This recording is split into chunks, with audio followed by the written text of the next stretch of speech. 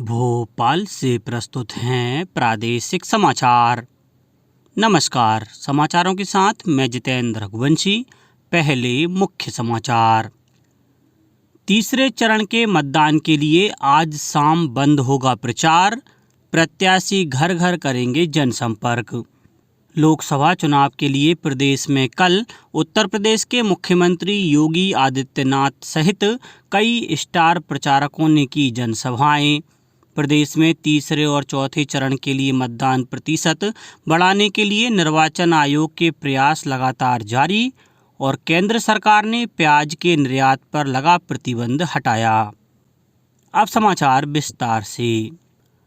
लोकसभा निर्वाचन के तीसरे चरण में मध्य प्रदेश के जिन 9 लोकसभा संसदीय निर्वाचन क्षेत्रों में मंगलवार 7 मई को सुबह 7 से शाम 6 बजे तक मतदान होना है, वहां 5 मई की शाम 6 बजे से चुनाव प्रचार बंद हो जाएगा।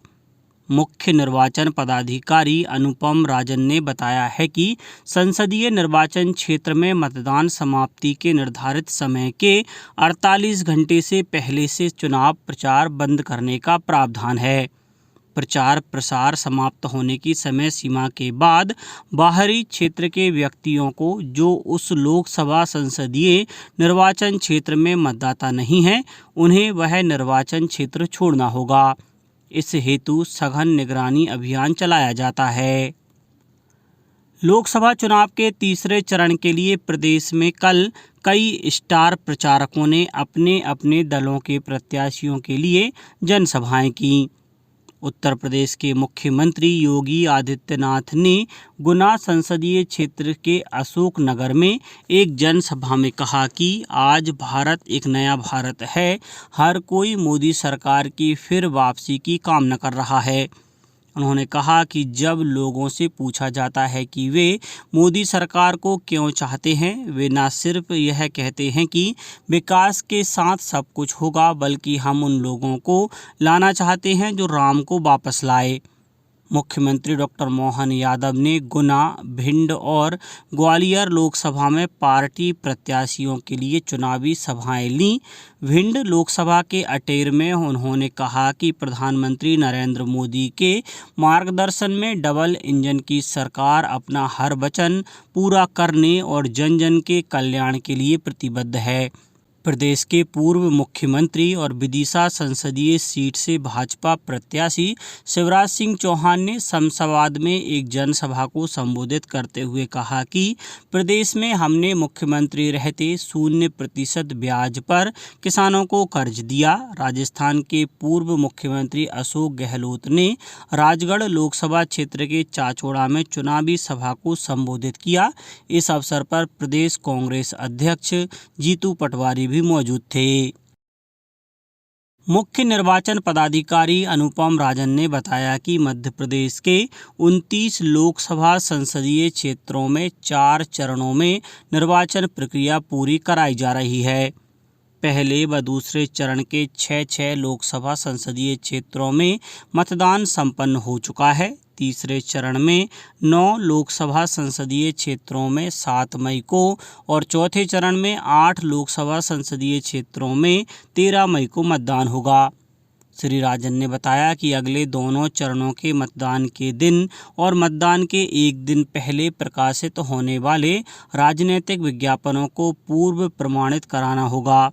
एमसीएमसी कमेटी से पूर्व प्रमाणित विज्ञापन ही प्रिंट मीडिया में प्रकाशित हो सकेंगे। जबलपुर हाई कोर्ट ने प्राथमिक शिक्षक भर्ती से जुड़े एक मामले में महत्वपूर्ण आदेश पारित कर साफ किया कि सुप्रीम कोर्ट द्वारा 11 अगस्त 2023 को सुनाए गए आदेश के पहले जिन बीएड डिग्री धारकों की नियुक्ति हुई है, वे सभी नौकरी पर बने रहेंगे। हालांकि सुप्रीम कोर्ट की शर्त के अनुसार इन सभी बीएड डिग्री धारकों को ब्रिज कोर्स करना अनिवार्य होगा। हाई कोर्ट ने अपने आदेश में यह भी स्पष्ट किया कि यदि 1 वर्ष के भीतर यह कोर्स नहीं किया तो नियुक्ति निरस्त हो जाएगी। प्रदेश में तीसरे और चौथे चरण के लिए मतदान प्रतिशत बढ़ाने के लिए निर्वाचन आयोग के प्रयास जारी हैं। स्थानीय संगठनों के सहयोग से ग्वालियर में जिला निर्वाचन कार्यालय ने शहर के प्रबुद्ध जनों को भी इस अभियान से जोड़ लिया है। इसी क्रम में जिलों में भी विभिन्न नवाचार किए जा रहे हैं। देवास और खंडवा लोकसभा निर्वाचन क्षेत्र के लिए 13 मई को होने वाले मतदान के दिन मतदान करने के बाद उंगली पर अमिट स्याही का निशान दिखाने पर विभिन्न होटल, रेस्टोरेंट तथा अन्य प्रतिष्ठानों पर डिस्काउंट देने के साथ मुफ्त जलपान देने की घोषणा की गई है। वहीं आंगनवाड़ी कार्यकर्ताओं और समूह की महिलाओं ने हाथों में मेहंदी लगाकर 100% मतदान की शपथ ली। नीमच जिले के कलेक्टर ने मतदाता जागरूकता अभियान के अंतर्गत ग्राम भवरासा, पालसोडा और केलूखेड़ा में घर घर जाकर मतदाताओं को 13 मई को मतदान केंद्र पर जाकर मतदान अवश्य करने का न्योता दिया। मुख्य निर्वाचन पदाधिकारी अनुपम राजन ने बताया है कि जिन 9 लोकसभा संसदीय क्षेत्रों में तीसरे चरण में 7 मई को मतदान होना है, वहां मतदाताओं को मतदाता सूचना पर्ची वितरित की जा चुकी है। इस मतदाता सूचना पर्ची में QR कोड भी है।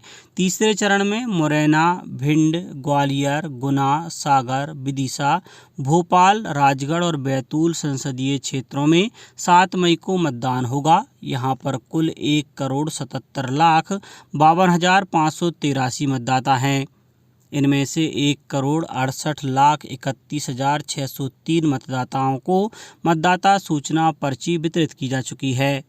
यदि किसी मतदाता को वोटर पर्ची नहीं मिली है तो वह अपना वोटर ID कार्ड लेकर अपने मतदान केंद्र के BLO के पास जाएं।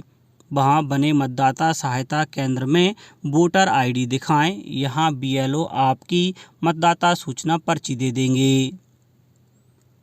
केंद्र सरकार ने प्याज के निर्यात पर लगा प्रतिबंध हटा दिया है। विदेश व्यापार महानिदेशालय ने एक अधिसूचना में कहा कि यह आदेश तत्काल प्रभाव से लागू होगा। पिछले महीने केंद्र सरकार ने 6 देशों बांग्लादेश, संयुक्त अरब अमीरात, भूटान, बहरीन, मॉरिशस और श्रीलंका को 99,000 मीट्रिक टन प्याज के निर्यात की अनुमति दी थी। पिछले वर्ष दिसंबर में रबी और खरीफ की फसलों में अनुमानित कमी के कारण प्याज की घरेलू उपलब्धता सुनिश्चित कराने के लिए प्याज के निर्यात पर प्रतिबंध लगा दिया था। अब कुछ समाचार संक्षेप में। नर्मदापुरम जिले के मड़ई में 4 दिवसीय योग और वेलनेस रिट्रीट कार्यशाला के दूसरे दिन भक्ति साधना, मेडिटेशन, प्राचीन सूर्य क्रिया, bird watching, wild life safari पर्यटकों को कराई गई। पर्यटकों ने भी उत्साह दिखाया। मुरैना में पुलिस और FST दल ने वाहनों की चेकिंग के दौरान 41 लाख रुपए पकड़े। राशि जिला कोषालय में जमा करा दी गई है।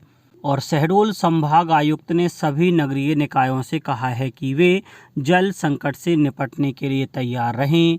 किसी भी सूरत में जल संकट की स्थिति उत्पन्न नहीं होना चाहिए। अंत में मुख्य समाचार एक बार फिर। तीसरे चरण के मतदान के लिए आज शाम बंद होगा प्रचार। प्रत्याशी घर घर करेंगे जनसंपर्क। लोकसभा चुनाव के लिए प्रदेश में कल उत्तर प्रदेश के मुख्यमंत्री योगी आदित्यनाथ सहित कई स्टार प्रचारकों ने की जनसभाएं। प्रदेश में तीसरे और चौथे चरण के लिए मतदान प्रतिशत बढ़ाने के लिए निर्वाचन आयोग के प्रयास लगातार जारी। और केंद्र सरकार ने प्याज के निर्यात पर लगा प्रतिबंध हटाया। आज के इस बुलेटिन में बस इतना ही। नमस्कार।